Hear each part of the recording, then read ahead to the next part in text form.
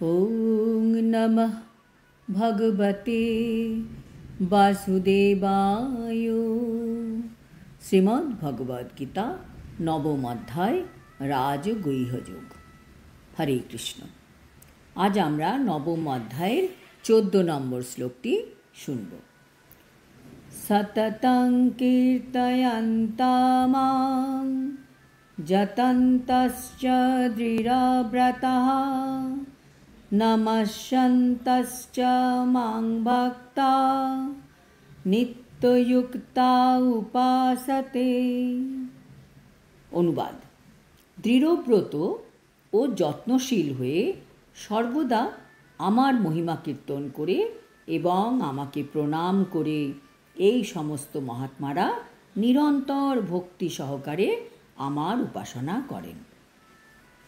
তাৎপর্য: এই শ্লোকে ভগবান বলছেন, কোনো সাধারণ মানুষকে একটি ছাপ পেরে মহাত্মা বানানো যায় না। মহাত্মার লক্ষণ কী কী?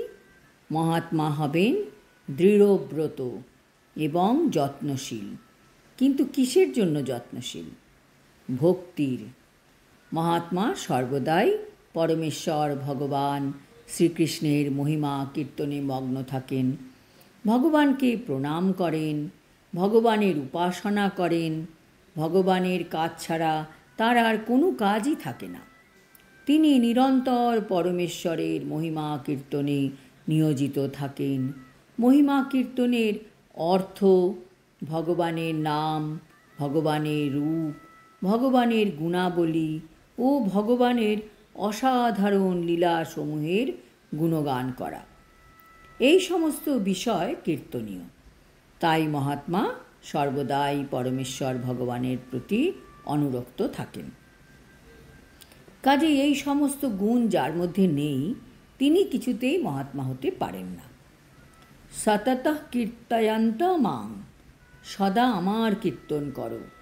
ভগবদ্গীতার এই শ্লোকেই ভগবান নিজের মুখে বলেছেন, সর্বদা আমার কীর্তন করো। কাজেই হরে কৃষ্ণ মহামন্ত্র জপ, শাস্ত্র অধ্যয়ন, শ্রবণ, প্রচার এই সবের মাধ্যমে সদা সর্বদা কীর্তন করা উচিত। আমাদের সবসময় অভ্যাস করা উচিত ভগবানের নাম কীর্তনে নিজের জিহ্বাকে ব্যস্ত রাখা। অভ্যাসের দ্বারাই সেটা সম্ভব।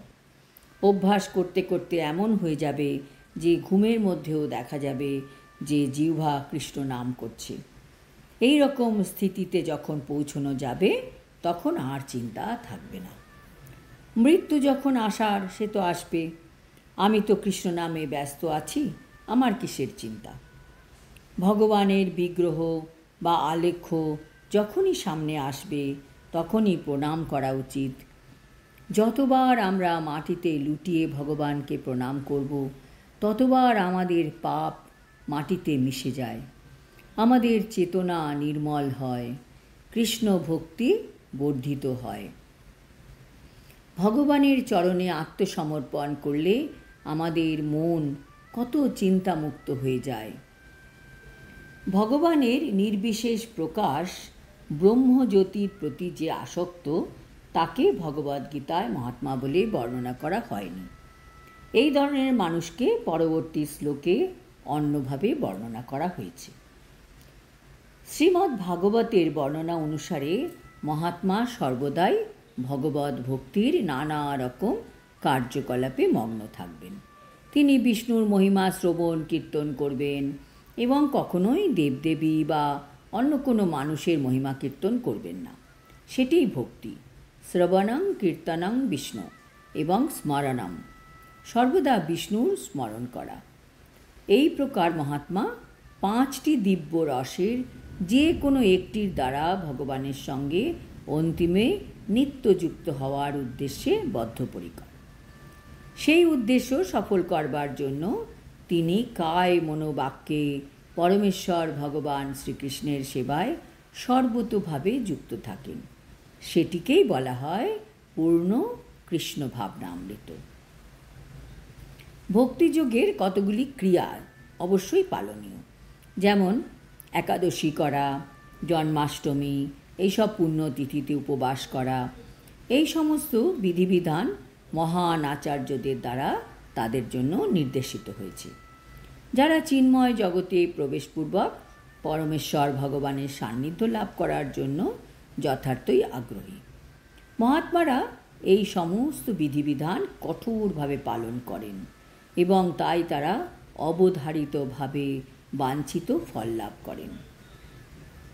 এই অধ্যায়ের দ্বিতীয় শ্লোকের বর্ণনা অনুসারে এই ভক্তিযোগ কেবল সহজসাধ্যই নয়, তা অত্যন্ত আনন্দের সঙ্গেও সম্পাদন করা হয়। এর জন্য কোনো কঠোর তপস্যা বা কৃচ্ছ সাধনের তো দরকার নেই। সদ্গুরুর তত্ত্বাবধানে গৃহস্থ, সন্ন্যাসী অথবা ব্রহ্মচারী রূপে যে কোনো স্তরে এবং পৃথিবীর যে কোনো জায়গায় পরমেশ্বর ভগবানের উদ্দেশ্যে ভক্তি সাধন করার মাধ্যমে যথার্থ মহাত্মায় পরিণত হওয়া যায়। আজ এই পর্যন্ত। আগামী শ্লোকে ভগবান বলছেন কত রকমের পথ মানুষ গ্রহণ করেন এই আধ্যাত্মিক পথে এগোনোর জন্য, সেই বিষয়ে আমরা জানতে পারব। হরি ওম তৎসৎ। হরে কৃষ্ণ।